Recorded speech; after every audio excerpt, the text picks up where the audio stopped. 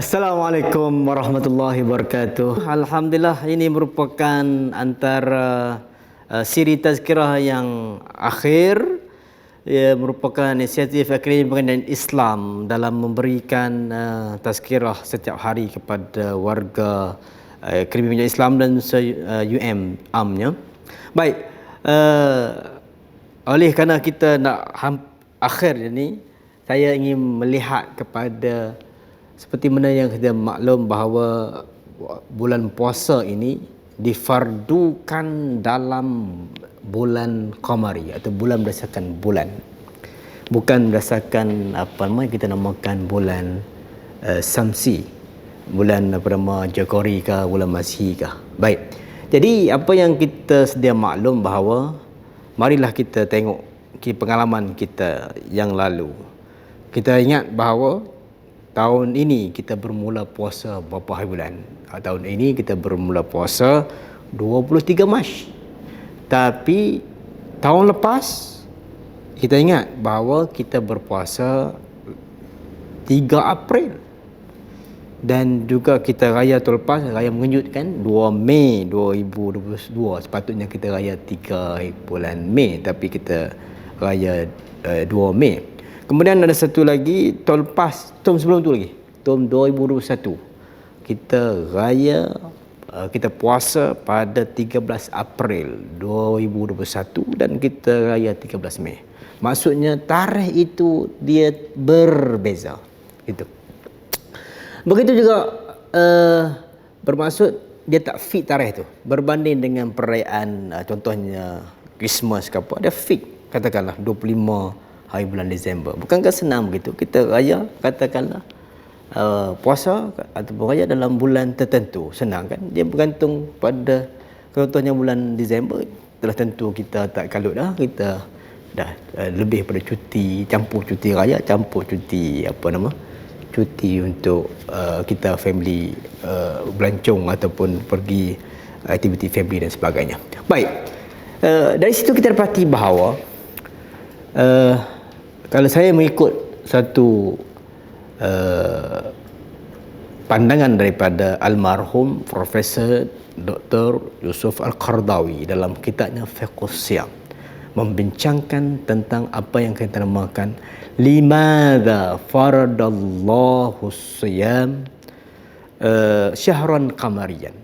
Kenapakah Allah Subhanahu wa taala ini memfardukan puasa ataupun raya itu, puasa, raya dan sebagainya itu dalam bulan qamari, berdasarkan bulan, iaitu pergerakan bulan mengelilingi bumi selama peredaran bulan mengelilingi bumi selama sebulan, iaitu 29.5 hari.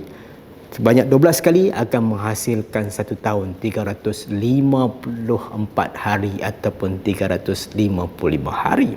Di situ berbanding maksudnya puasa itu difardukan dalam bulan qamari, bukan difardukan dalam bulan samsi. Maksudnya takwim Jagori kita ada 365 hari ataupun 366 hari. Kan? Baik. Jadi di situ antara hikmah kenapa Allah Subhanahu taala memfardukan puasa dalam bulan qamari itu, kita dapati bahawa kita tengok kalau bulan qamari ini dia tak terikat dengan musim berbanding bulan takwim samsi ataupun takwim Jagori atau takwim Masih, dia terikat musim. Contoh kata ginilah. Musim ni maksudnya seperti yang kita tahu, kecondongan paksi bumi 23 darjah setengah tu akan menyebabkan musim. Musim maksudnya, musim ni bukan bermaksud musim yang kita ni, kita di sini di Malaysia ni sama ada musim panas, hujan itulah. Tapi musim ada 4 musim tu. Dia ada spring, ada bunga, dia ada musim sejuk, dia ada musim panas, musim luruh. Okey. Bermaksud apabila pergerakan kita berpuasa itu dalam bulan tidak tetap, jadi orang yang berada 4 musim itu akan merasai bagaimana perasaan mereka, bagaimanakah mereka merasai berpuasa mereka berpeluang untuk berpuasa dalam musim yang berbeza. Contoh saya buatkan. Pada 2016 kita contoh katakan. Pada 2016 di hemisfera utara, sebelah UK, sebelah atas tu, kita dapati di sana mereka berpuasa dalam keadaan sama ataupun musim panas. Mereka berpuasa sehingga 19 jam lamanya. Okey. Kemudian orang di sebelah sini, bawah ni, iaitu sebelah Australia, New Zealand tu, mereka akan berpuasa dengan musim sejuk, iaitu 11 jam. Maksudnya pendek. Sedangkan UK tadi puasa tempoh panjang, 19 jam puasa. Berbanding dengan orang yang duduk di belah Australia pada ketika itu 11 jam sahaja. Bermaksudnya, okey, ada ketikanya nanti orang yang sebelah Australia pula akan berpuasa dalam musim, dikatakan musim panas. Dan begitu juga sebaliknya, pada satu ketika nanti orang di UK akan berpuasa dalam musim sejuk. Menunjukkan bahawa Allah Ta'ala memberikan kefarduan puasa itu dalam bulan dibahasakan Qamari itu, menyebabkan orang yang ada 4 musim itu akan merasai setiap musim. Kerana setiap tahun akan tarikh berbeza. Kalau dulu kita tengok sekarang 23 Mac, sebelum tu 3 April, sebelum tu 13 April kita mula berpuasa. So contohnya sekarang dia tidak ada masalah lah, sebab mereka berpuasa dalam mostly sebelah hemisfera utara tu dia akan berpuasa musim bunga, sedangkan hemisfera selatan tu akan berpuasa dalam musim luruh, iaitu mereka sekarang berpuasa antara bagi hemisfera utara 16 hingga 17 jam, sedangkan di hemisfera bawah ini berpuasa dalam lebih kurang 12 jam. Okey, baik. Jadi maksudnya ini tanpa saya membincangkan tentang sejauh manakah mereka yang berpuasa lebih 22 jam, 20 jam, itu persoalan yang lain. Itu mungkin ada fatwa yang kita boleh rujuk Syekh Ali Jemaah ke Darul Ifta' ke, ataupun mufti wilayah itu membincangkan kalau orang duduk di negara yang ekstrim tu nak puasa ikut siapa, ikut mana, adakah boleh berpuasa lebih daripada 18 jam tu, kita kena rujuk autoriti itu badan-badan fatwa yang terlibat. Saya ingin membawa penonton sekalian, bagaimanakah Allah SWT memfardukan puasa itu dalam bulan yang berasaskan bulan Qamari itu berbanding dengan Samsi, akan menyebabkan orang itu akan merasai nikmat berpuasa ataupun berpuasa dalam waktu-waktu yang berbeza, bulan-bulan berbeza. Jadi oleh kerana kita dapati bahawa dalam